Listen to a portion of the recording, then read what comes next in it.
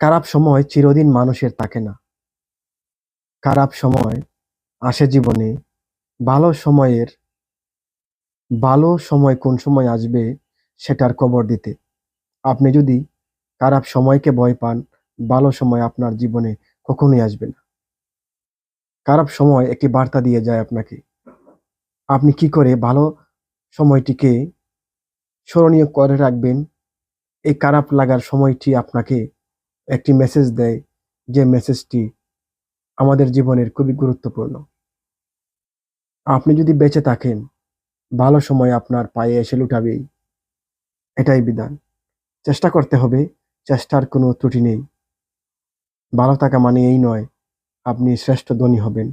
ভালো থাকা মানে আপনার মনে শান্তি আসা, আপনি ভালোভাবে মাথা উঁচু করে পৃথিবীর বুকে আপনার পায়ের পদচিহ্ন রেখে যাওয়া। আসেন সবাই সুখী হই, ভালো থাকি, এই কামনাই করি। আসসালামু আলাইকুম।